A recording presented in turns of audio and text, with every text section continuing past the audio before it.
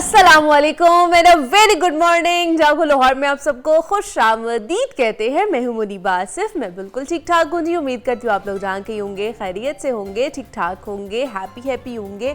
और नया हफ्ता है जिसका आगाज़ हम और आप मिलकर करने जा रहे हैं, तो उम्मीद करते हैं हम लोगों के लिए, मेरे लिए भी, मेरे सारे देखने वालों के लिए भी, मेरी टीम मेंबर्स के लिए भी ये वाला हफ्ता जो है ना बहुत बहुत अच्छा गुजरे। और जो भी हम चाहते हैं, हमारी जो भी जायज़ मुरादें हैं ना, वो हमारी पूरी हो। लेकिन उसके लिए हमें मेहनत भी करनी पड़ेगी, मेहनत दरकार होती है। आप किसी भी मंजिल तक पहुंचने के लिए आपको उस मंजिल का रास्ता जो है ना वो खोजना पड़ता है, फाइंड आउट करना पड़ता है, उस पर चलना पड़ता है, फिर जाके आपको मंजिल मिलती है।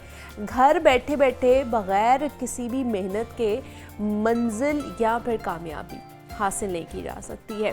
खैर, इसके हवाले से तो हम आपको बताते ही रहते हैं कि आपने कितनी मेहनत करनी है, कैसे मेहनत करनी है, क्या क्या चीज़ें होनी चाहिए। आज कुछ ना मैंने सेहत के मुतालिक बात करनी है। एक मैं रिसर्च पढ़ रही थी और जिसकी वजह से मैंने सोचा कि आप लोगों के साथ भी वो शेयर क्यों ना की जाए।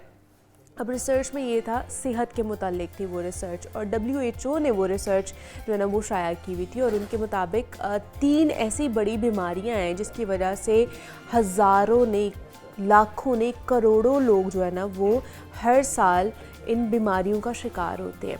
सबसे पहले आ जाती है दिल की बीमारियाँ, उसके बाद आ जाती है कैंसर्स, और तीसरी आ जाती है कि जनाब शुगर। ये 3 ऐसी बीमारियां जो करोड़ों लाखों लोगों को हर साल अपना शिकार बनाती हैं।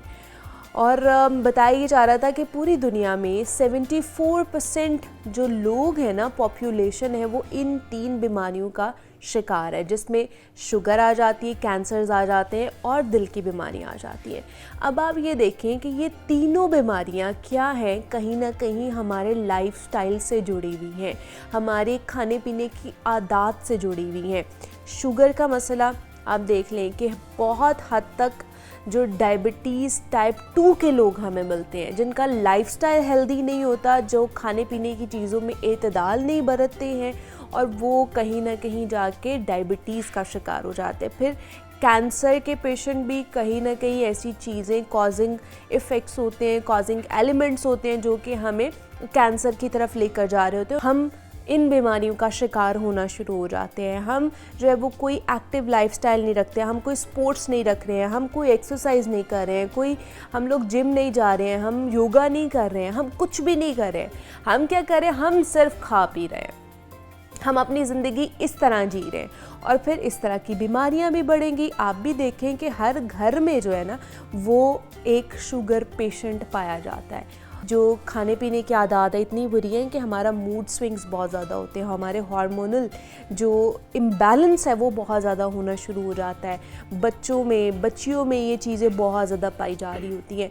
तो हम लोग इसको ना बहुत ज़्यादा निगलेक्ट करते हैं, हम सीरियस नहीं लेते हैं इन चीज़ों को। सिर्फ और सिर्फ अगर डाइट को हम सीरियस लेना शुरू कर दें ना, हेल्दी डाइट, घर का खाना सिर्फ खाना शुरू कर, जहाँ पर आप सपोज़ 2 रोटियां खाते हैं, वहाँ पे आप आहिस्ता आहिस्ता 1.5 रोटी पे आ जाए, फिर 1.5 से आप कोई 2 महीने बाद आहिस्ता आहिस्ता जो है ना वो 1 रोटी पे आ जाए।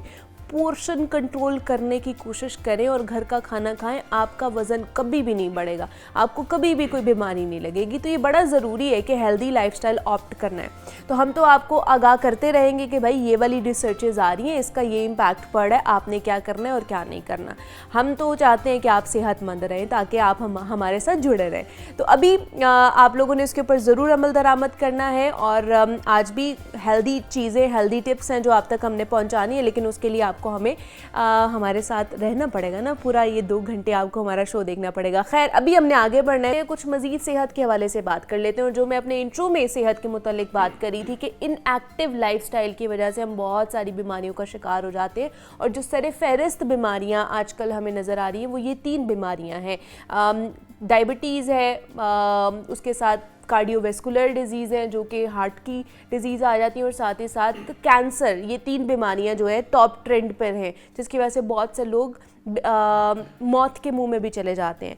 तो अगर एक्टिव लाइफस्टाइल आपने अपनाना है तो उसके लिए एक्सरसाइज करनी ज़रूरी है, जिम जाना ज़रूरी है, घर पे आप एक्सरसाइज कर सकते हैं। तो आज उन ख़वातीन के लिए आज का सेगमेंट बहुत इंपॉर्टेंट है, या वो मर्द हजरात भी जिनका बेली फैट बहुत ज़्यादा होता है और वो कहते हैं हम इतना ज़्यादा जिम कर रहे होते हैं लेकिन बेली फैट नहीं जा रहा है। ख़वातीन बड़े परेशान होती है कि लोअर एब्डोमिनल जो फ़ैट है वो नहीं जा रहा है, जितनी मर्ज़ी जिद्दोजहद कर लें, जितनी मर्ज़ी हम डाइटिंग कर लें, एक्सरसाइज कर लें, लेकिन ये नहीं जा रहा भाई। और ये साथ साथ जो लव हैंडल्स हैं और लोअर एब्डोमिनल जो आपका पूरा एरिया आ जाता है, आपका हिप का आ जाता है, ये सारे यहाँ से फ़ैट नहीं जा रहा होता। इसकी क्या वजह है? इतना स्टबन फैट क्यों होता है और इसको तेज़ी से और आसानी से भगाने के लिए कौन कौन सी एक्सरसाइज करनी चाहिए, हमें उस पर हम बात करेंगे। रहमान अब्बास हमारे साथ स्टूडियोज में मौजूद है, फिटनेस ट्रेनर है, उनसे बात करते हैं। रहमान, आपको वेलकम कहते हैं जागो लाहौर में। कैसे हैं आप? ठीक ठाक हैं? अल्हम्दुलिल्लाह, I'm good। रहमान, मैंने जिस तरह इंट्रो में भी आप सुन रहे थे कि हाँ 4.5 करोड़ दुनिया के लोग जो है वो हर साल इन बीमारियों का शिकार होते हैं और उसका सबसे बड़ा एलिमेंट ये है कि हम अपनी डाइट नहीं ठीक रखते और दूसरा इनएक्टिव लाइफस्टाइल होता है हमारा। Exactly। और उसकी वजह से फिर फैट तो आएगा ही आएगा ना। ये देखें, चले हम वर्ल्ड की बात नहीं करते, रिसर्च की बात नहीं करते, मैं लाहौर की बात करता हूँ। 2.5 करोड़ है एवरेज जो है ना अभी। तो सिर्फ लाहौर में हर दूसरे तीसरे पर्सन को आप ऑब्जर्व कर ले, चेक कर ले।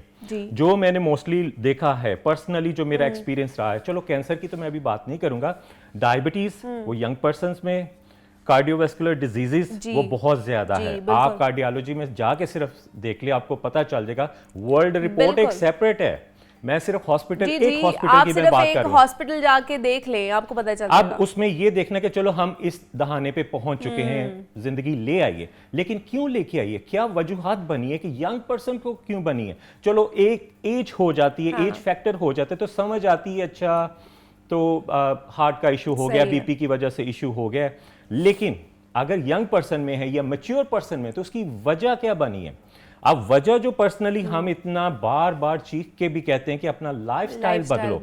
अब दिखने में ये एक वर्ड है, अपना लाइफस्टाइल बदलो, लेकिन उससे पूरी जिंदगी बदल जाती है। आप किसी भी मेडिकल स्टोर पे खड़े होकर देख लें, मेडिसिन खाने से ज्यादा जरूरी होता है। अच्छा डॉक्टर साहब ने बोला है ये खानी है इस वक्त, अच्छा इंसुलिन ये दे दें, अच्छा जी हार्ट की ये दे दें। आपके पास बाकी चीजों के लिए पैसे है या नहीं है, आपने वो मेडिसिन जो लग गई है वो आपने खानी है, चाहे जो मर्जी हो जाए। आप एक एरिया में चले जाएं, आपको हेल्थ सेंटर 1, 2 या 3 नजर आएंगे, लेकिन आपको मेडिकल सेंटर जो भी मेडिकल शॉप्स हैं आपको 5 से ज्यादा नजर आएंगे एक एरिया में। तो उसकी रीजन क्या है? इसका मतलब कि मेडिसिन का इस्तेमाल ज्यादा हो रहा है, मेडिकल का जो इस्तेमाल ज्यादा हो रहा है, हेल्थ इश्यूज हो रहे हैं। अब अपना हेल्दी लाइफस्टाइल बदलना, लेकिन हम क्या करते हैं, हम थोड़े से ना फैंसी हो चुके हैं, मॉडरेट हो चुके हैं। अच्छा नहीं लगता, ऑनलाइन कर लो, ये कर लो, वो कर लो। अभी रिसेंटली लास्ट वीक में ना दोस्त है, उनके बेटे को मैं कह रहा था कि अच्छा तुमने अपना वेट पुट ऑन क्यों किया, उसकी एज 17 है। ही सेड कि वो बहुत क्रेविंग होती है, मैं रात को खाता हूँ, मैं रह नहीं सकता। तो मैंने कहा अगर 17 में तुम्हारा ये हाल है तो आगे 5 सालों में या 10 सालों में क्या हाल होगा। मीन्स के कोई ना कोई प्रॉब्लम होगी। अब फैट 3 जगह फौरन जाके स्टोर होती है। फर्स्ट आपका फेस ब्लोटेड होगा, यहां से डबल चिन हो जाएगी। सेकंड आपका लोअर एब्डोमिनल और थर्ड हिप। एब्डोमिनल और हिप अगर इन पे इश्यूज आते हैं या फैट बढ़ जाती है तो आपको बाकी उससे रिलेटेड इश्यूज आना शुरू हो जाते हैं। सबसे पहले जो इशू आता है आपका स्पाइनल का आता है, उसके बाद जॉइंट पे प्रेशर आना शुरू हो जाता है कि पता नहीं मेरे जोड़ जो है वो रह गए हैं, पता नहीं मेरी उम्र हो गई है, क्योंकि आपका पोस्चर रॉन्ग हो गया। अब एब्डोमिनल पे अगर इशू आता है या हिप पे आता है तो मींस कि आपके हार्मोनल डिस्टर्बेंस शुरू हो चुकी है, बिगाड़ शुरू हो चुका है, वेट डे बाय डे बढ़ता जाएगा। तो हम ये चाहते हैं कि उस स्टेज पे जाने से पहले क्यों ना आप जर्रा एक एक पॉइंट करके खुद को चेंज क्यों नहीं कर सकते। 1 word can change your life. आप एक लाइफस्टाइल को एक स्टेप से शुरू करोगे। मैं ये नहीं कहता कि एकदम आप खुद को कैद कर लो, एक फैंसी डाइट में ले आओ। ये लोगों का ना एक मिथ बना है, कॉन्सेप्ट बन गया है, पता नहीं वो टीवी पे बता रहे हैं, पता नहीं क्या वही मैंने कहा था ना कि भाई फैंसी डाइट, या अगर आपने हेल्दी डाइट का मतलब नहीं है फैंसी डाइट, आप घर का खाना खाएं, आप वही बहुत अच्छा हेल्दी होगा। मैं लोगों को ये कहता हूँ, अपने क्लाइंट्स को ये कहता हूँ कि वो देख के कहते पता नहीं रहमान भाई पता नहीं क्या बड़ा स्टिक डाइट बताने लगे, ब्रोकली बताने लगे, एवोकाडो बताने लगे। मैंने कहा देखो मेरी बात सुनो, मैं ये कहता हूँ कुछ ना करो, सिर्फ घर का जो पका हुआ है ना वो खा लो। अगर आपने बहुत स्टिक पे जाना है तो 2 मील्स पे आ जाओ। और ये भी हमें साथ साथ आपने बतानी है एक्सरसाइज भी एक्सरसाइज के साथ साथ के लोग ज़्यादातर कॉमन गलतियाँ सबसे ज़्यादा क्या कर रहे होते हैं जिसकी वजह से उनकी पेट की चर्बी नहीं जा रही होती है, साथ साथ हमें ये भी बताएं और साथ साथ एक्सरसाइज भी। गलतियाँ तो मैंने भी शुरू में की हुई थी, मुझे भी पता नहीं था कि कैसे कुछ करना है। 3 एक्सरसाइजेज मैं आपके साथ शेयर करूंगा।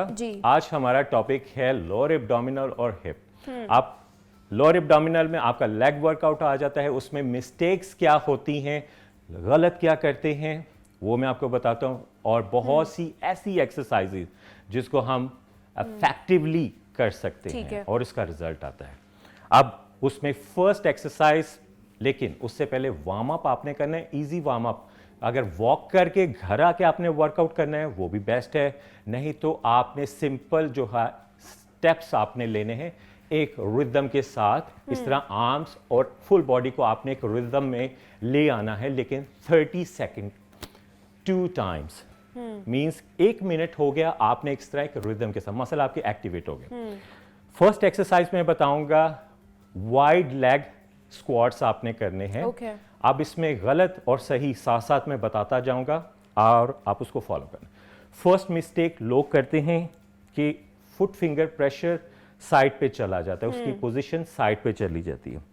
आपके नी और आपके फुट फिंगर सेम लेवल पे, जैसे मैं अभी आप एक रिदम बना के बताऊं कि अगर मैं डाउन होता हूं तो ये एक सेम लेवल पे आ रहा है।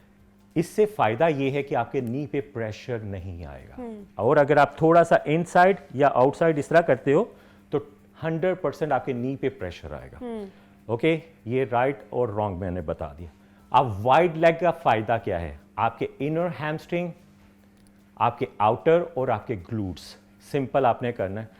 इसका सेकंड नेम भी है सोमो स्क्वाट्स। सोमो स्क्वाट्स जैसे वो जापानीज पहलवान नहीं थे होते, वो यूं करते थे, तो सेम लाइक सोमो स्क्वाट्स। नॉर्मल रेंज जितना आप शोल्डर से बाहर वाइड कर सकते हैं मैंने कर लिया। Front posture straight, chest up, back में आर्च चाहिए। हाथ में कोई बॉटल ले लें, अगर हम इसको विदाउट वेट करते हैं तो then well and good. Straight, stiff, then slowly down. ये स्लोली सिर्फ मैं आपके लिए कर रहा हूँ, सिर्फ बताने के लिए। Straight, stiff and slowly down. आपके क्वाड्स, इनर हैमस्ट्रिंग, आउटर और ग्लूट्स, इन सब के लिए।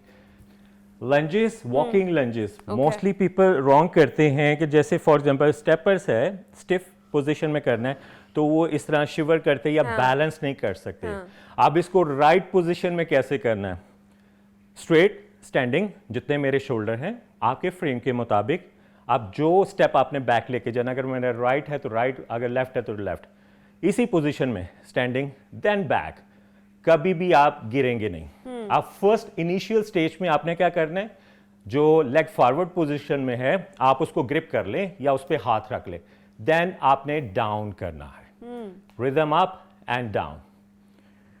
अब रॉन्ग क्या पोजीशन बनती है कि जैसे जी अच्छा जी वॉकिंग लंजेस करने, यहीं से पाँव को पीछे ले जाते हैं, तो इस तरह बैलेंस आउट हो जाता है, रॉन्ग लगते हैं और आपके नी पे प्रेशर आता है। राइट पोजीशन, फुट लेवल आपके शोल्डर लेवल के मुताबिक, बैक, 1 स्टेप बैक, कि जिसमें आपकी लेग पोजीशन, अब मैं साइड से दिखाता हूं, 90 डिग्री बने, स्ट्रेट नी बैंड 90 डिग्री, एक पोजीशन डाउन, एल शेप में एक रिदम बनी, ये है राइट पोजीशन।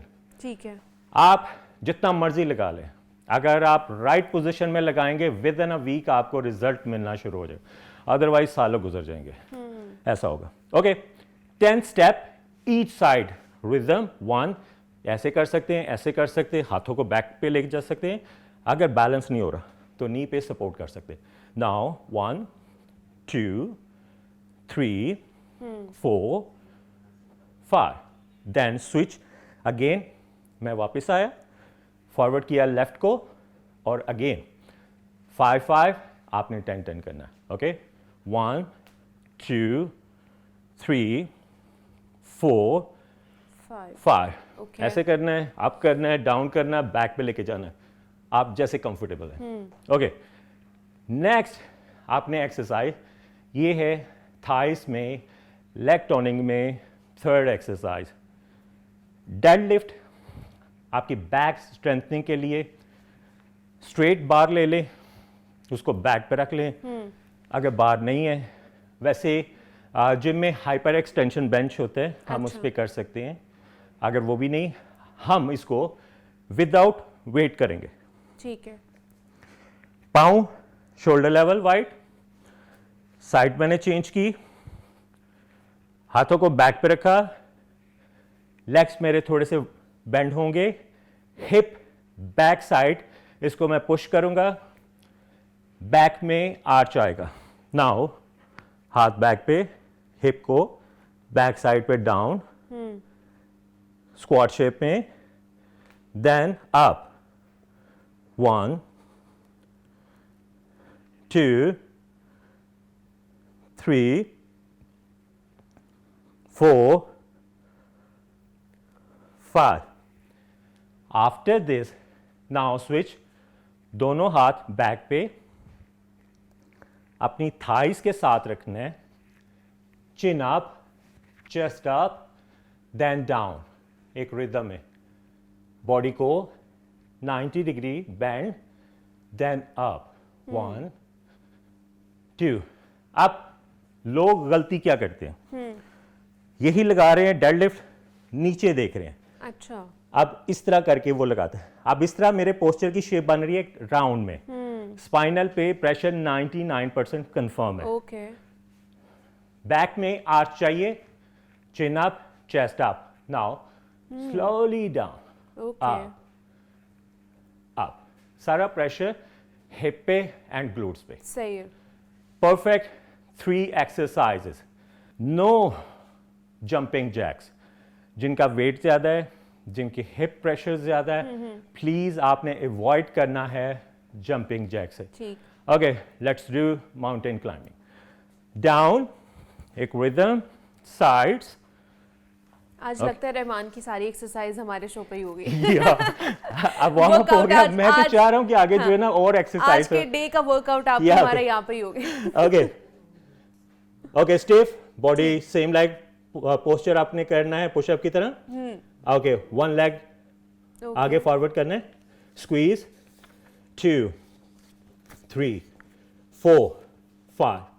आप नेक्स्ट लेवल पे इसको कैसे रिदम में लेके चलना है, लाइक दिस, 1 2 3 4 5 6। आप slow beginner, slowly, 1 2 3 4 10 each side आपने करने हैं और रिदम में आपने लेके चलना है। इफेक्टिव एक्सरसाइज, और इसमें कोई इंजरी के चांसेस नहीं है। स्पेशली आपको बताने का मकसद भी यही था। 3+3 एवरी अदर डे, एक दिन की ब्रेक के साथ आपने ये एक्सरसाइज करनी है और बताना है कि कितने इंचेस हिप और एब्डोमिनल कम हुआ। अच्छा, ये और ये हम गारंटी दे सकते हैं इन्हें कि अगर मार्क माय वर्ड, ओके, लिख लो जी। और मतलब अगर ये इसको, हाँ मैं वही बात करने लगी थी कि अगर ये सारी एक्सरसाइज करते हैं तो साथ साथ डाइट भी तो कंट्रोल करनी है। सिंपल डाइट ये कि घर का खाना शुरू करें। अगर आपने नेक्स्ट लेवल पे जाना है तो 2 मील कर दें। ब्रेकफास्ट आपका अच्छा हो और डिनर आपका नॉर्मल हो। ब्रेकफास्ट अच्छा करें, सही है, और डिनर आप अपना नॉर्मल करें। कोशिश ये करें कि इशा से पहले आप खा लें, बाकी थोड़ी सी पेट में भूख रहे और क्रेविंग रहे, फिर सो जाएं, पानी वगैरह पिएं, या अगर कुछ खा सकते हैं तो नट्स वगैरह, दैट्स इट, इनफ, इससे ज्यादा कुछ। सही है कि आप अपनी डाइट कंट्रोल करें और साथ ही साथ ये वाली एक्सरसाइज करें तो जो आपका लोअर एब्डोमिनल प्रॉब्लम है, ग्लूट्स का प्रॉब्लम है कि जनाब वो वाले एरिया से हिप वाले और ये जो नीचे बेली होता है इधर से फैट नहीं जा रहा होता, तो उसकी वजह से आप बहुत ज़्यादा परेशान हैं, तो उसके लिए हमने आपको करके दिखा दी है कि किस तरह की आप एक्सरसाइज घर पे कर सकते हैं और जिप अप करना पड़ेगा, ये ज़रूरी है, उसके बगैर कुछ नहीं होगा।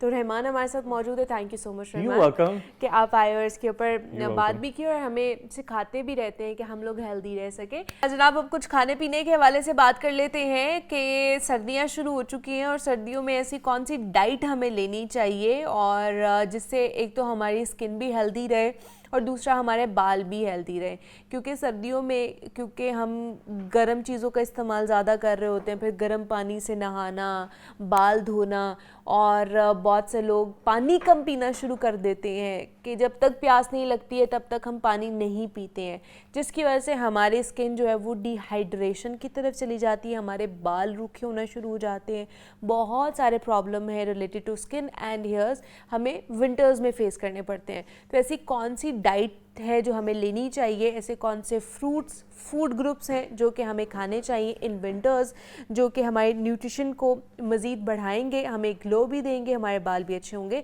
तो इस पर बात करने के लिए डॉक्टर आयशा खालिद ने हमें ज्वाइन किया है, जो कि क्लिनिकल न्यूट्रिशनिस्ट एंड डाइटिशियन है। उनसे बात करते हैं। डॉक्टर आयशा, आपको वेलकम कहते हैं जागो लाहौर में। कैसी हैं आप? ठीक ठाक हैं? थैंक यू, अल्हम्दुलिल्लाह मैं ठीक हूँ। आप कैसी हैं? मैं भी बिल्कुल ठीक ठाक। आयशा, अब सर्दियाँ हैं और सर्दियों में जैसे हम लोग ज़्यादा पानी नहीं पी रहे होते हैं, और बाकी जो मुरगन ग़िज़ाएँ हैं, जो ऐसी चीज़ें होती हैं फ़ैट्स वाली, उनकी कंजम्पशन हमारी ज़्यादा हो जाती है, तो उसकी वजह से क्या हमारी बॉडी को फेस करनी पड़ रही होती है प्रॉब्लम्स, वो हमें बताइए। और दूसरा, ये जो रूखे बाल और ड्राई स्किन हमारी हो जाती है, ये किस वजह से हो रही होती है? एक्चुअली सबसे पहले एक जो इम्पॉर्टेंट चीज़ है दैट इज़ हाइड्रेशन। हमें चूँकि गर्मियों में भी ना हमारे यहाँ पे ख़वातीन मर्दों का मसला ये है कि पानी हम बहुत ज़्यादा नहीं पीते। सो पानी इज़ अ की हियर देयर एवरीवेयर, कि पानी का जो इनटेक है कम से कम 10-12 ग्लासेस, 14 ग्लासेस, 2 के बहुत ज़्यादा hydration is also over rated. Okay, कि इतना पानी पीते रहें और ये वो, क्योंकि ज़ाहिर है आप चाय पी रहे हैं, दैट इज़ ऑल्सो हाइड्रेशन, ठीक है, लिक्विड है ना, ठीक है। कॉफ़ी पी रहे हैं, वो भी हाइड्रेशन। ये भी एक मिथ है कि जी कॉफ़ी चाय पीने से हाँ, कोई वो तो कहते पानी हैं नहीं रहता, डिहाइड्रेशन हो जाती है। डिहाइड्रेशन नहीं, that is wrong. Okay, that is also wrong, because पानी जा रहा है, लिक्विड जा रहा है, सही है, ठीक है। तो that can be somehow calculated, उसमें हम उसको ऐड कर सकते हैं कि अगर पानी हमने 12 ग्लासेस पीने थे सम वॉट। हाँ, लेकिन रॉ पानी है, आपको एक यकीनी तौर पे आप इसको वो कर सकते हैं कि अच्छा मैंने इतने ग्लासेस पानी पी लिया, ठीक है। अच्छा, देन कुछ फूड्स ऐसे हैं, कुछ फ्रूट्स ऐसे हैं, कुछ सब्जियां ऐसी हैं जिसमें नेचुरली पानी पाया जाता है, ठीक है। जैसे क्यूकम्बर है, जिस मौसम में अगर अब जैसे आजकल सिट्रस है, मौसमी, कीनू, माल्टे, they are also good. Then कुछ फूड्स नेचुरली अच्छे होते हैं आपकी स्किन, हेयर, नेल के लिए, ठीक है, जिसमें आजकल स्वीट पोटैटोज, अच्छा, शकरकंदी, ठीक है, बीटा कैरोटीन, ये समझ लें कि एंटीऑक्सीडेंट है, जो कि कन्वर्ट करता है आपकी बॉडी इसको विटामिन ए बनाने में। ओह वाओ, ठीक है।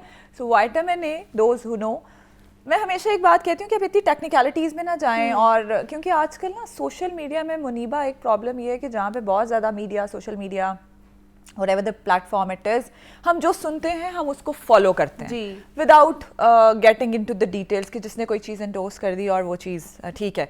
आप सिर्फ एक चीज़ जहन में रखें कि जो मौसमी चीज़ें हैं, कुदरती चीज़ें हैं, उनको खाएं, पोर्शन का जहन में रखें, उसकी quality, and then the recipe. When I say the quality, तो it means the recipe, because जैसे मुरगन ग़िज़ाओं की हम बात कर रहे हैं, अब वही अंडा हम फ्राई फॉर्म में भी खा सकते हैं, वही अंडे को हम बहुत एग्जैक्टली बॉयल भी कर सकते हैं।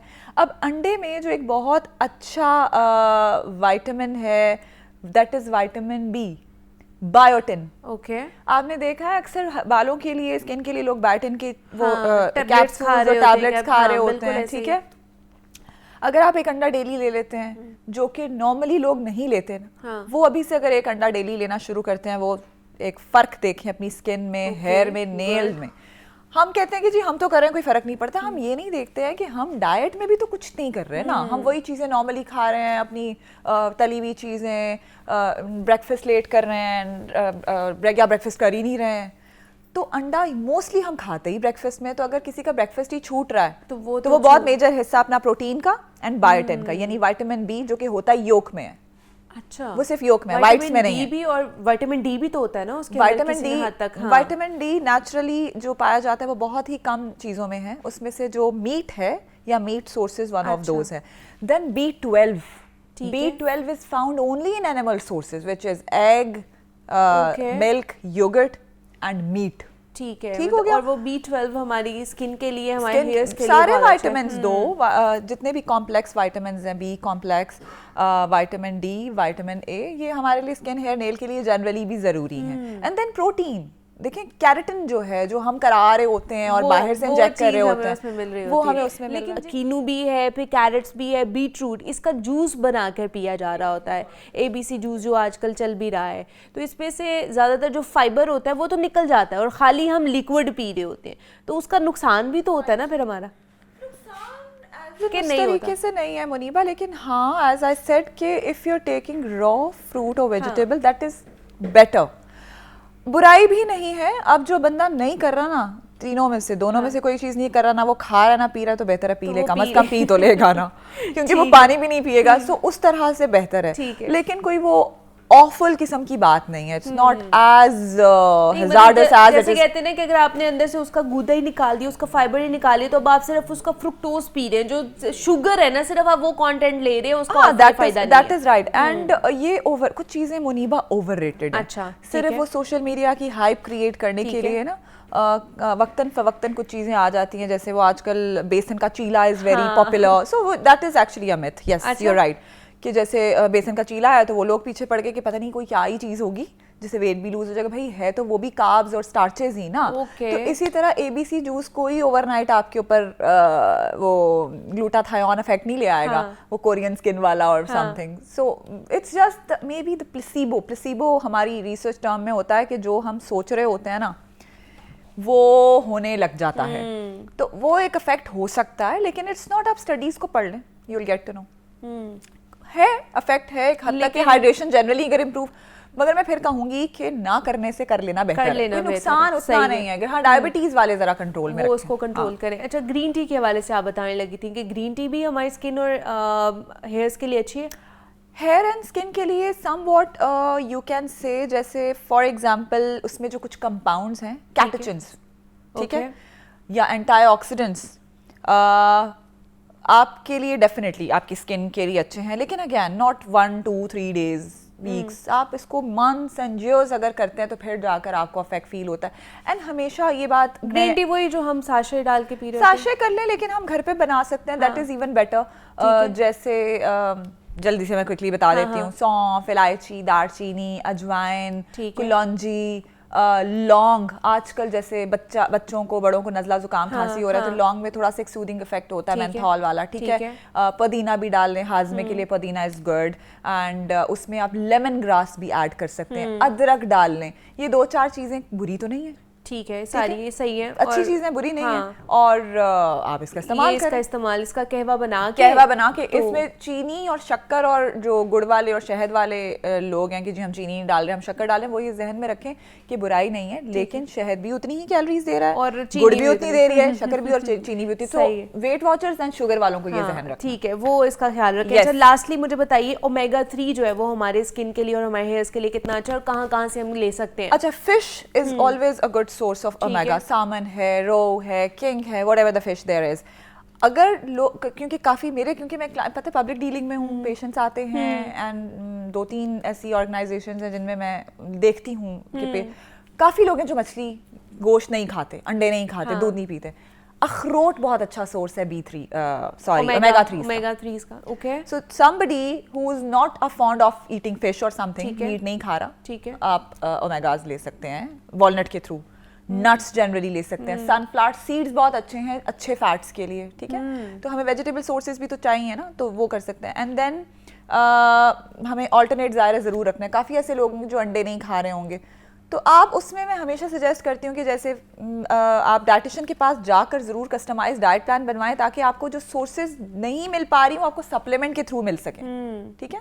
जैसे दूध, दही या फिश, या जो बिल्कुल मीट नहीं खाते, मतलब जो टोटली वेजिटेरियन है, वो वेगन्स भी नहीं है, दूध दही भी नहीं इस्तेमाल करते, तो उनको B12 की तो कमी रहेगी ना। तो स्किन हेयर नेल के लिए B का बहुत अच्छा है, इसमें इंपॉर्टेंट रोल है, यू नीड टू ठीक है कि अगर आप अपनी डाइट से आपको लग रहा है कि नहीं पूरा हो रहा तो फिर लेकिन खुद साख्ता नहीं करना है, आपको डाइटिशियन से पूछ के फिर आप कोई भी सप्लीमेंट्स ले सकते हैं, वरना डाइट में वो सारी चीज़ें हमें मिल रही होती है, सिर्फ ये है कि हमने देखना होता है कि हमें कौन सी चीज़ चाहिए उस वक्त और जो हमें फ़ायदा भी दे। तो आज हमने बात की है कि अगर आपने विंटर्स में अपनी स्किन, हेयर्स और नेल्स को हेल्दी रखना है तो वो कौन कौन सी चीज़ें, कौन कौन से कंपोनेंट्स हैं जिनका इस्तेमाल हमें करना चाहिए, उस पर बात करने के लिए डॉक्टर आयशा खालिद हमारे साथ स्टूडियोज़ में मौजूद थी। Doctor Ayesha, thank you so much for coming. और ब्रेक लेते हैं, यहाँ पे मिलते हैं इस ब्रेक के बाद।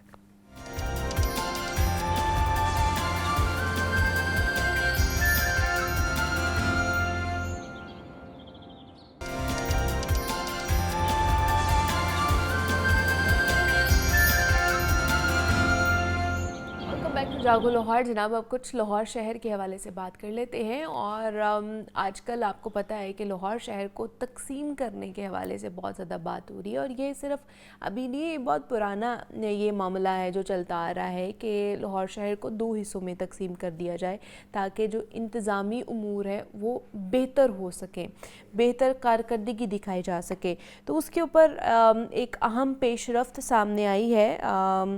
इजलास हुआ है, वज़ीर आला पंजाब ने जो है ना इस इजलास में कुछ चीज़ें हैं उनको हाईलाइट किया गया है कि इजलास में लाहौर को 2 यूनिट्स में तकसीम करने पर तफसीली जायज़ा भी लिया गया है, और बताया जा रहा है कि लाहौर को डिस्ट्रिक्ट नॉर्थ और साउथ डिस्ट्रिक्ट में तकसीम किया जाएगा। इसका फ़ायदा क्या होगा, कैसे इसको मैनेज किया जाएगा, और किस तरह जो इंतज़ामी उमूर हैं उनको सारा हैंडल किया जाएगा, इस पर बात करेंगे। उसके बाद हमारे पास जो नेक्स्ट स्टोरी है जिसको हमने डिस्कस करना है वो है कि सुथरा पंजाब अथॉरिटी का सफ़र शुरू हो चुका है। पहला नोटिफिकेशन उसका जारी कर दिया गया है और सूबे भर में डिस्ट्रिक्ट ट्रांजिशन कमेटियां कायम कर दी गई हैं। इस पर भी बात करेंगे, सुथरा पंजाब प्रोग्राम के हवाले से भी बात करेंगे। ये तमाम तर चीज़ें जिनको हमने डिस्कस करना है। इमरान अकबर हमारे साथ स्टूडियोज़ में मौजूद हैं, चीफ रिपोर्टर हैं, और उनसे बात करते हैं। इमरान साहब, आपको खुश आमदीद कहते हैं जागो लाहौर में। कैसे हैं आप? ठीक ठाक है? अल्हम्दुलिल्लाह जी। इमरान साहब, जो बाज़ गश्त चल रही थी लाहौर को जो है ना वो 2 हिस्सों में तकसीम कर दिया जाए और ताकि बेहतर इंतज़ामी उमूर जो है ना उनको सरअंजाम दिया जाए, सिर्फ यही वजह है तकसीम करने की शहर लाहौर को 2 हिस्सों में, या कोई और वजूहात भी हैं? देखिए मुनीबा, जैसा कि आपने इंट्रो में बताया कि बात पुरानी है। हाँ जी। तो 2015 की बात है। 2015 में ना इस मामले पे जो है वो तब के सीएम जो है थे उन्होंने ये बात शुरू की थी कि लाहौर को वाकई कराची की तरह, कराची आपको पता है 4-5 हिस्सों में तकसीम है, तो इसी तरह लाहौर जो है इसको भी 2 हिस्सों में तकसीम होना पड़ेगा कभी ना कभी। तो ये तब से मामला चल रहा है। अगर इसकी फ़ाइल देखी जाए ना, फ़ाइल अब बहुत मोटी हो गई है। उसके ऊपर मीटिंग्स हुई, इजलास हुए, फिर 2022 में इस फाइल को खोला गया, 2023 को भी खोला गया, फिर 2023 में जो है नई गवर्नमेंट आ गई, फिर 24 आ गया। अब काफ़ी काम जो है आपकी मौजूदा सीएम करवा रही हैं, तो उसमें आई थिंक कि शी फील कि इसको कर लेना चाहिए, और अगर ये होगा तभी गुजारा होगा।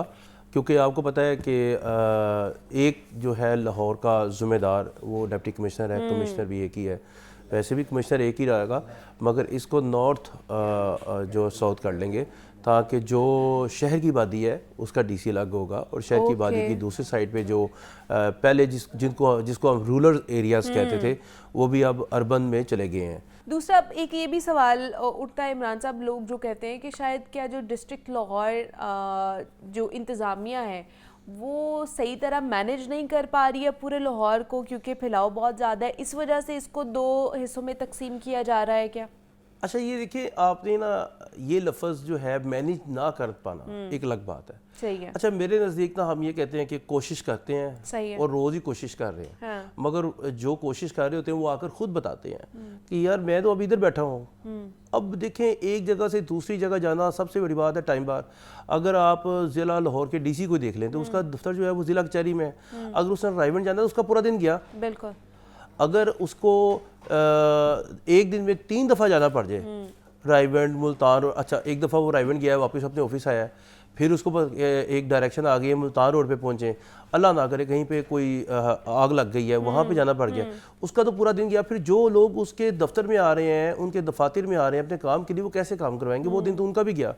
अब ये तमाम चीज़ों को मलहूज़े हाथे रखे हुए एसीज़ को पावर किया जा रहा है। आप देखिए ना, आपके तमाम तर मामला जो है आहिस्ता आहिस्ता एसीज़ के पास जा रहे हैं। पहले एसीज़ के पास इतने मामला नहीं थे।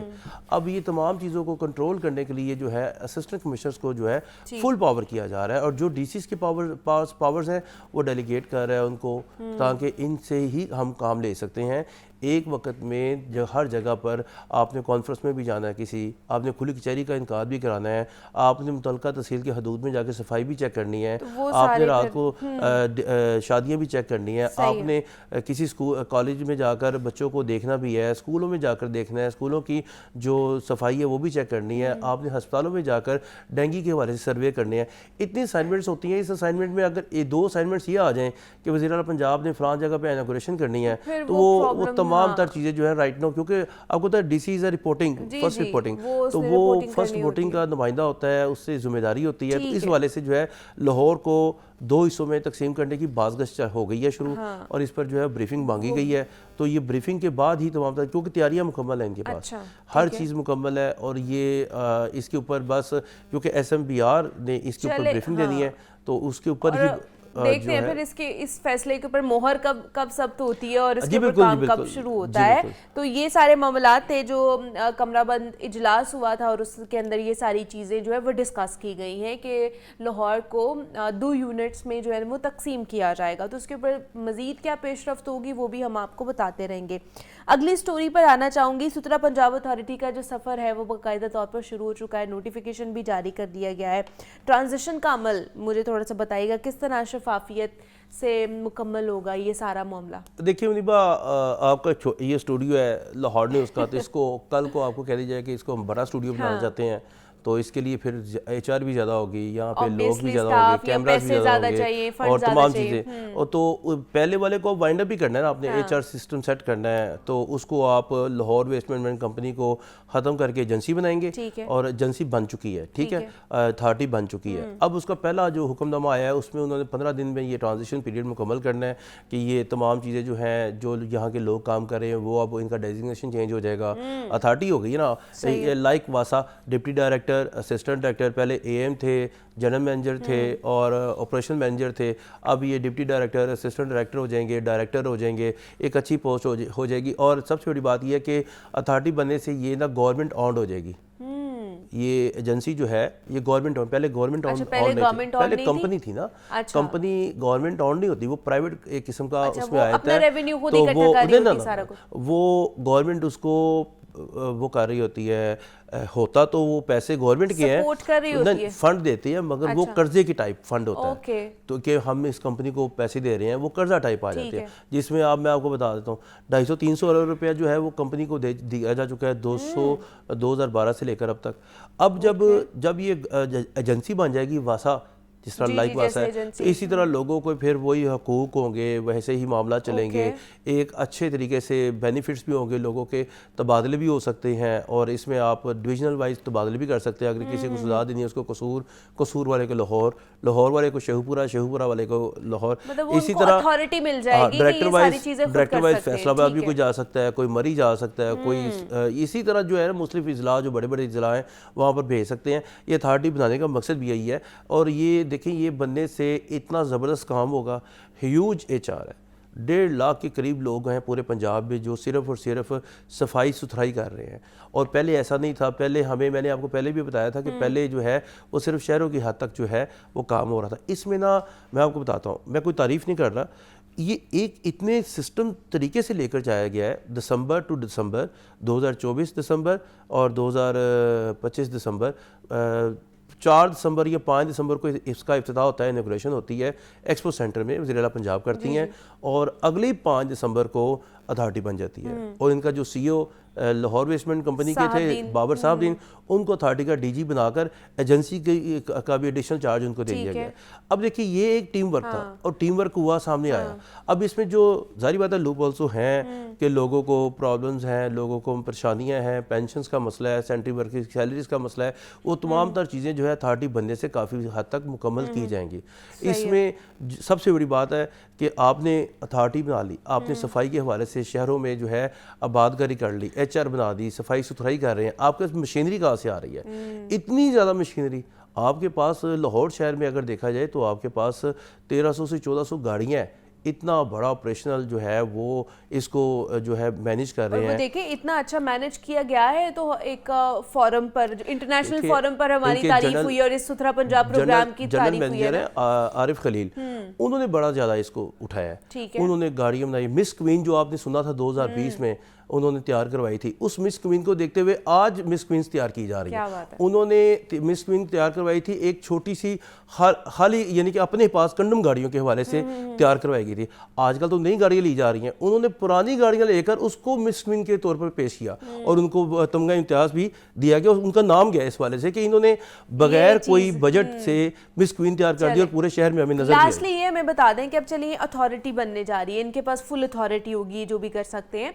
अब बेज़ाब्तियां भी तो फिर सामने आएंगी ना, इस हवाले से ये इंश्योर करेंगे कि चीज़ें जो है ना वो ट्रांसपेरेंट रहें। देखिए एम्बेजलमेंट तो होती है, सही है, इसमें तो कोई शक नहीं है। एम्बेजलमेंट होती है, उसका ऑडिट होता है, ऑडिट में लोग जो है इनकी इंक्वायरियाँ लगती हैं। सिस्टम देखिए इंसान है, इंसानों से गलतियां तो होती हैं जगह जगह पे, किसी से सही गलती हो जाती है, जानबूझ के करने वाली गलती वो करप्शन के मामले में आती है। एक वैसे गलती हो तो उसमें भी एम्बेजलमेंट का एक साइन होता है कि आपने ये गलती की, वहाँ पे आपकी अथॉरिटी नहीं थी, आपने साइन कर दिए, उसका ऑडिट पैरा लग गया, उसका इश्तिहार देखने के बगैर ही आपने पैसे कैसे जारी कर दिए। ये तमाम चीज़ें फिर बाद में सामने आती हैं। मगर ये उस वक्त का ये होता है कि आप डे बाई डे बिजनेस है ना ये, तो डे बाई डे माफियाँ भी चलती हैं कि चले इसने की तो अथॉरिटी की फलाह के लिए काम ना, इसने किया तो एजेंसी की फलाह के लिए काम। मगर अगर जानबूझकर किया तो वो करप्शन के मामले में आएगा, वो गबन के मामले में आएगा। एम्बेजलमेंट जो होती है वो कई तरह की होती है। इसमें आपने इदारे की सोच को देख के काम किया होता है, किसी ने इदारे की सोच को देखते हुए काम करने के बावजूद मजबूरी के तहत काम किया था, और किसने करप्शन को ज़हन में रखकर काम किया होता है।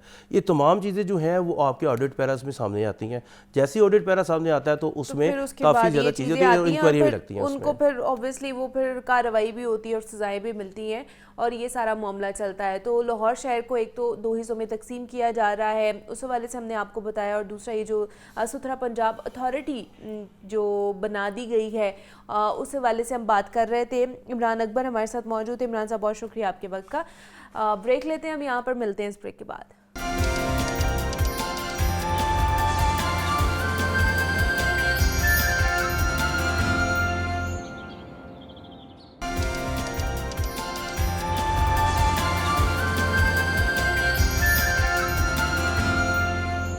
वेलकम बैक टू जागो लाहौर। जनाब अब कुछ पहले हम खाने पीने के हवाले से बात कर रहे थे विंटर्स की, और अब हम कुछ टिप्स लेंगे पहनने ओढ़ने के हवाले से कि खाने पीना भी ज़रूरी होता है और उतना ही ज़रूरी होता है कि आपने कपड़े किस तरह के पहने हैं। विंटर्स में आपने कितने अच्छा दिखना है।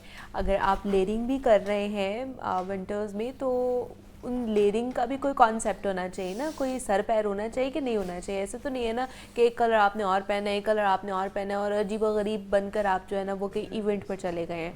तो इससे बचाने के लिए, आपको एम्बैरेसिंग मोमेंट से बचाने के लिए हम आपके लिए डिफरेंट सेगमेंट्स लेकर आते हैं। तो आज का जो सेगमेंट है वो, उसमें आपको पता चलेगा कि आपकी जो वार्डरोब है विंटर की, उसमें कौन कौन सी इसेंशियल चीज़ें मौजूद होनी चाहिए जिनको आप मल्टीपल यूज़ में लेकर आ सकते हैं। तो इस पर बात करने के लिए हामिद सईद साहब हमारे साथ स्टूडियोज़ में मौजूद है, जो कि इंटरनेशनल वार्डरोब कंसल्टेंट है। और जब आप उनसे मिलेंगे और आपको लगेगा कि शायद हमने मैचिंग की है, लेकिन ऐसा बिल्कुल भी नहीं है, हमने मैचिंग नहीं की है, ये अल्लाह की तरफ से मैचिंग होगी। हामिद साहब आपको वेलकम कहते हैं जागो लाहौर में। कैसे हैं आप? ठीक ठाक है अल्हम्दुलिल्लाह। After seeing this matching I can't believe इतनी मैचिंग होगी, इट्स सेम एग्जैक्ट कलर्स हमने पहने हुए आज। They are not gonna believe it no matter what we say. उनको तो यही लगेगा जितने भी हमें देख रहे हैं कि हम ये ना हामिद साहब जो ने मुझे देख देखकर पहन कर आए, ऐसा नहीं है। मैंने उनसे आते ही ये पूछा है कि आपने कहीं देखा तो नहीं सुबह 9 बजे कि मुनीबा ने पहना है, कि उन्होंने कहा बिल्कुल भी नहीं मैंने देखा, बस अल्लाह की तरफ से मैचिंग हो गया। खैर कोई बात नहीं, जब आप एक टीम का मेंबर बन जाते हैं, फैमिली मेंबर्स बन जाते हैं, तो फिर कहीं ना कहीं दिल को दिल से राह हो ही जाती है, तो इट्स ओके। अच्छा, आज हमने विंटर वार्डरोब के हवाले से बात कर ली हामिद साहब कि कौन कौन सी ऐसी एसेंशियल चीज़ें हैं जो कि एक विंटर वार्डरोब में हमारी होनी चाहिए। सबसे पहली बात तो ये है कि देखें, विंटर में यहाँ पाकिस्तान में अक्सर ये समझा जाता है कि बहुत सारे कपड़े पहन, हाँ, तो उससे सर्दी से रुक जाएगी। ठीक है, ठीक है, सर्दी तो रुक जाएगी, आप शायद वार्मर फील करें, लेकिन आप इतने अच्छे भी नहीं लगेंगे। हाँ। कि जब आपने बहुत सारे जिसे कहते हैं ना हैवी किस्म के कपड़े पहन लिए। तो उसमें जैसे आपने लेयरिंग की बात की है, तो लेयरिंग का कॉन्सेप्ट जो है ना वो बड़ा फंडामेंटल कॉन्सेप्ट है। न्यूयॉर्क में मैं, जैसे आपको पता है कि 20-25 साल वहाँ रहा हूँ, तो सर्दी तो वहाँ बहुत पड़ती है, और पूरे अमेरिका में, यूरोप में भी लोग जो हैं उन्हें सर्दी से डील करने का जो है ना उन्होंने तरीका ढूंढ लिया हुआ है, वो है लेयरिंग। तो लेयरिंग का कॉन्सेप्ट ये है कि देखें 3-4 लेयर्स अगर आप उसको यूज़ करें, फॉर एग्जांपल सबसे पहली लेयर तो आपकी बनियान है, ठीक है, वो बनियान ज़रूर पहननी चाहिए। उसके ऊपर थर्मल है, थर्मल की लेयरिंग बड़ी अच्छी है। उसके ऊपर आपने जैसे शर्ट पहननी है तो शर्ट में आप ड्रेस शर्ट भी पहन सकते हैं। आप फ्लैनल की शर्ट जो है वो बड़ी हैवी शर्ट्स होती हैं, बड़ी वार्म होती हैं। अगर आपने कैजुअल में जाना है तो आप फ्लैनल की शर्ट बड़ी अच्छी है, जिसे पाकिस्तान में फलालन कहते हैं। वो शर्ट जो है ना बड़ी इफेक्टिव है, उसमें काफ़ी पैटर्न भी मिल जाते हैं। You can put a very nice smart casual उसमें, अगर आप उसको इंटीग्रेट करते हैं अपने वार्डरोब में। इसके अलावा फिर उसके बाद नेक्स्ट आ जाता है आपका स्वेटर है। हाँ। तो स्वेटर जो है ना वो एक तीसरी चौथी लेयर आ जाती है। अच्छा, स्वेटर में ये है कि बहुत ज़्यादा अगर आप हैवी किस्म का स्वेटर पहनती हैं जिसमें वो कहते हैं ना ऊन बाहर निकल रही होती है, जी। और कलर भी उसका जो ऐसे होता है कि बड़ा शर्ट पे भी लग जाता है, इस तरह का बड़ा डाई वगैरह जो उसकी होती है बड़ी वीक होती है, तो उस तरह का अवॉइड करें। आप स्लीक किस्म का स्वेटर लें। कैशमीर स्वेटर अगर आप अफोर्ड कर सकते हैं तो बहुत ही मतलब है, बिलीव इन इसको ना you can wear this for like next 20 years और समथिंग। अच्छा, उसमें पैटर्न का ख्याल रखें, डिज़ाइन का ख्याल रखें। ख़ास तौर पे जो वी नेक है वो बड़ा अच्छा है, वो आपको बड़ा अच्छा फ्रेम करता है। अगर आपने कैजुअली पहनना है, जैसे स्मार्ट कैजुअल के लिए, तो टर्टल नेक जो हैं वो बड़ी ज़बरदस्त किस्म के लोग हैं। एग्जैक्टली, वो बड़े अच्छे लगते हैं सूट के नीचे अगर आपने वो एग्जैक्टली। और साथ में अगर आपने थोड़ा सा और से, let's say for example you want to feel warmer, जैसे अगर आप नॉर्थ में चले जाते हैं, अभी मैं इस्लामाबाद से आया हूँ तो वहाँ ज़रा ज़्यादा सर्दी हो जाती है, तो आप एक जो जैकेट है जिसे कहते हैं हम उस जैकेट की बात नहीं कर रहे जो फ्लफी सी जैकेट होती है, आजकल फायर जैकेट चल रही है। एग्जैक्टली, आप उसमें आ जाएं कि जिसमें आप ट्वीड का जो है ना बड़ा अच्छा कॉन्सेप्ट है। ट्वीड आप ब्लेजर पहन लें, जरा ट्वीड जो है वूल होती है और इट्स लाइक लिटिल हैवी, वो पहन लें।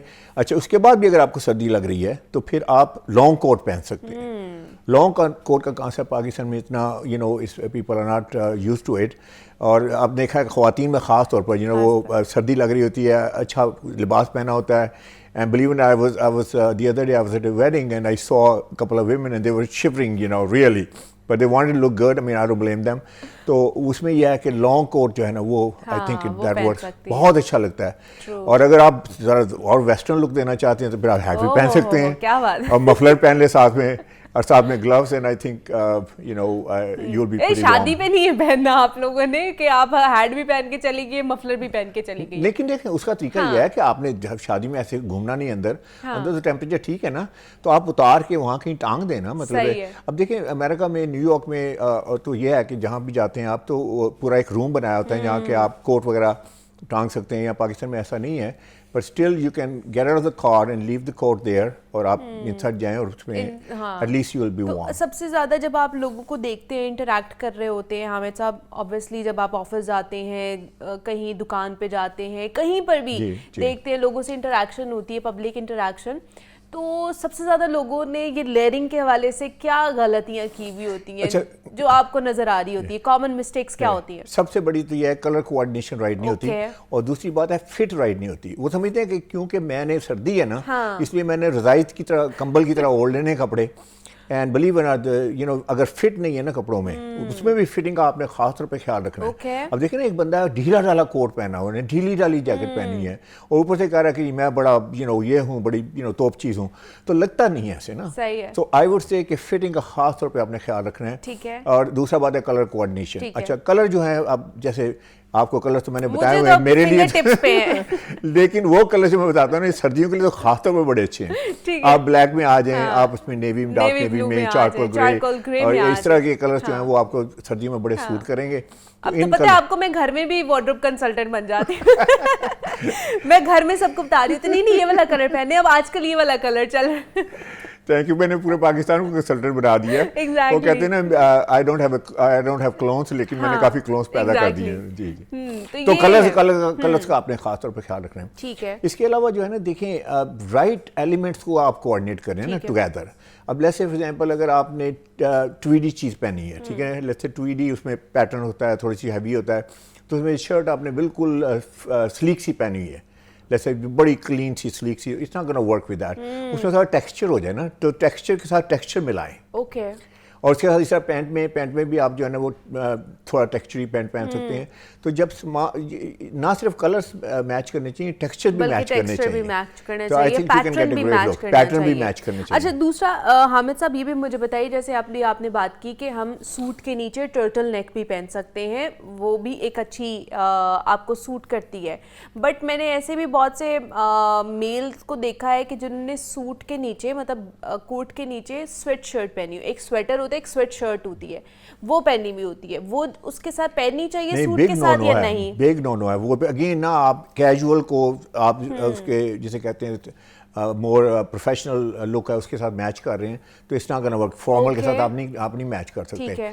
और ख़ास तौर पे आपने सर्दियों में देखा है, मैंने अक्सर लोग हैं ख़ास तौर पे ऑफिस में जाते हैं और ये जो बढ़िया है ना, मतलब कैजुअल सी जिसे कहते हैं, ऐसी जो ट्रैक सूट टाइप की लुक है, उसके ऊपर बहुत कुछ लिखा हुआ है, मोटिफ वगैरह है। बिलीव इट नॉट, अगर आपने अपनी पर्सनालिटी को किल करना है तो जरूर कीजिए, आप ये कर लें। तो otherwise stay away from that. आप ये नहीं कर सकते हैं। अच्छा, एक ये भी मैंने कॉन्सेप्ट देखा है कि जैसे ही सर्दियाँ आती है ना, तो एक तो जैकेट सबकी बाहर निकल आती है, दूसरी शॉल्स निकल आती है। मैं मेल्स की भी बात कर रही हूँ, यूजुअली मैंने ये चीज़ मेल्स में ज़्यादा देखी है। हामिद साहब के नीचे उन्होंने बेशक जैकेट पहनी हो, कोट पहना, ऊपर उन्होंने इतनी बड़ी शॉल ली हुई होती है और ऐसे ली हुई होती है, वो मतलब ठीक है सर्दी है, लेकिन आप ये इस प्रैक्टिस को क्या कहेंगे? इस प्रैक्टिस को यही कहेंगे कि भाई आप बिस्तर में जाके सो जाइए, आपको इतनी जहमत करने की क्या ज़रूरत है काम पे आने के लिए। देखें शॉल जो है ना वो ख़वातीन पे अच्छी लगती है, शॉल वो भी बड़े अच्छे तरीके से है, you know, to keep them warm. या फिर आप क्वाली करना शुरू कर दें, I think probably I am not making fun of it, but that's the kind of look ना।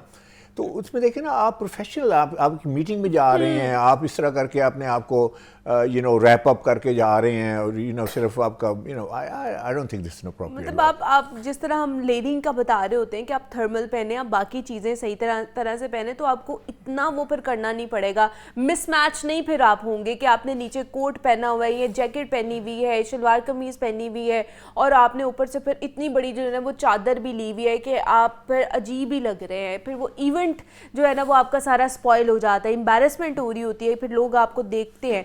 फिर ऑब्वियसली हमारे यहाँ पे ऐसे कि मोकिंग बहुत ज़्यादा हो रही होती है, अगर किसी ने ऐसी चीज़ पहनी होती है ना, लोग उसको देख के फिर मोक भी कर रहे होते हैं उनको। नहीं, वो तो यार देखें, जो दिमाग में चल रहा होता है वो तो आप नहीं सुन रहे ना। अगले लोग कह रहे थे यार you know I mean why cantt you do it better. तो आप देखें, मैं हमेशा कहता हूँ कि ड्रेसिंग जो है ना वो जिस्म ढांपने के लिए नहीं है, सर्दी गर्मी के लिए नहीं है, ड्रेसिंग फैशन भी नहीं है, ड्रेसिंग ट्रेंड भी नहीं है, ड्रेसिंग स्ट्रेटजी है। तो स्ट्रेटजी में जो ही बात आती है तो प्लानिंग की बात आ जाती है। जी मैं कहाँ जा रहा हूँ, मुझे जो है, मैं हमेशा ये कहता हूँ कि ड्रेसिंग जो है ना वो इस तरह होनी चाहिए कि आप जो भी आप पर्पस है अचीव करना, that should help you there. सही है कि वो आपकी एक पूरी प्लानिंग होनी चाहिए, जैसे बाकी चीज़ों की प्लानिंग करते हैं। अच्छा, दूसरा हामिद साहब मुझे बताइए कि सर्दियों के कपड़े ख़रीदते हुए हमें उसकी क्वालिटी का ख्याल रखना चाहिए या फिर हमें ट्रेंड्स देखने चाहिए कि ट्रेंड्स क्या चल रहे हैं? देखें, ट्रेंड में मैं ये कहूँगा कि आपको क्लासिक जो हैं, जो कन्वेंशनल क्लासिक ट्रेंड है उनका ख्याल रखना चाहिए। Old money type, old money, जद्दी पुश्ती अमीर लगना चाहिए। और आप जद्दी पुश्ती अमीर लग सकते हैं, क्यों नहीं लग सकते। तो इसमें सबसे बड़ी बात ये है कि आपने क्या देखना है कि आपने, अच्छा ये मुझे बताएं, जिनके पास पैसे नहीं वो भी जद्दी पुश्ती अमीर लग सकते हैं? एब्सोल्युटली, अगर वो उस तरह के कपड़े पहन ले तो जद्दी पुश्ती अमीर लगेंगे। अच्छा। जरूरी नहीं है कि आपके पास प्राडो या आपके पास प्राडा या आपके पास अरमानी या उस किस्म के आपके लेबल्स हों, आपके वो कलर्स कॉम्बिनेशन आप नोट कर लें, उन कलर्स कॉम्बिनेशन में आ जाएं। फॉर एग्जांपल है वो हमेशा ब्लैक पहनते हैं ज़्यादा से ज़्यादा, और न्यूयॉर्क में कहते हैं ना, I love black until they come up with darker colour. हाँ। तो ब्लैक कर लें, उसके बाद डार्क कलर में चले जाएं, नेवी में चले जाएं, चारकोल ग्रे में चले जाएं। पैंट के कॉम्बिनेशन जो है ना वो यूजुअली बड़े जैसे मोनोक्रोमैटिक होते हैं, उसमें ये नहीं कि बहुत चा वो जैसे होते हैं ना मेले ठेले वाले कलर्स, वो उनको अवॉइड करें। और साथ में इसके साथ एक्सेसरीज बड़ी ज़रूरी हैं। आपने राइट एक्सेसरीज पहनी है। अगर एक्सेसरीज राइट नहीं है, जैसे फॉर एग्जांपल शूज़ राइट नहीं है, ठीक है ना, आपने उसके साथ कोई चप्पल टाइप की चीज़ पहन ली या खुले ओपन शूज़ पहन लिए। ख़वातीन अक्सर करती हैं सैंडल्स मतलब पहन लेती हैं, अच्छी बहुत ड्रेसिंग होती है, उसके बाद सैंडल है तो पर्सनैलिटी में सारी जो मार खा जाती हैं। तो आई वुड से कि शूज़ पॉलिश होने चाहिए और शूज़ प्रॉपर होने चाहिए। और शूज़ देखें ना, अगर आपके पाँव जो हैं वो अगर उसमें सर्दी महसूस कर रहे हैं वो तो कहते हैं ना पाँव गर्म कर लें सारा जिस्म गर्म हो जाएगा। तो सॉक्स का ख़ास तौर पे ख्याल रखें, सॉक्स थोड़ी सी लंबी पहनें। और इस तरह की चीज़ें अगर आप करेंगे, एक्सेसरीज़ को राइट करेंगे, उसके साथ आपके ग्लव्स हैं, मफलर्स हैं, बजाय इसके कब शिवर कर रहे हैं तो ग्लव्स पहन लें, क्यों नहीं, वाई नॉट। उसके बाद जब ये नहीं कि ग्लव्स पहन के मीटिंग करें, ग्लव्स तो उतार दें उस वक्त ना, ग्लव्स तो बाहर के लिए। तो anyway accessories play a very big role in not only keeping you warm but also making you look good. Old money जो लुक है वो भी देगी और आप जद्दी पुश्ती अमीर भी लगेंगे अगर आप इन टिप्स का ख्याल रख लेते हैं अपनी ड्रेसिंग के अंदर। तो ये आसान सी टिप्स थी जो कि आपको मज़ीद आपकी पर्सनालिटी को इन्हांस करेंगी, आपको ओल्ड मनी लुक देंगी, या अगर आपके पास इतने पैसे भी नहीं है लेकिन फिर भी आपको जद्दी पुश्ती अमीर दिखाएंगी। इन ट्रिक्स का अगर आप इस्तेमाल करेंगे अपनी वार्डरोब के अंदर। हमारे साथ हामिद सईद साहब मौजूद हैं। हामिद साहब बहुत शुक्रिया, thank you so much for coming. मुझे इजाज़त दीजिए, अपना बहुत सारा ख्याल रखिएगा। अल्लाह हाफिज़।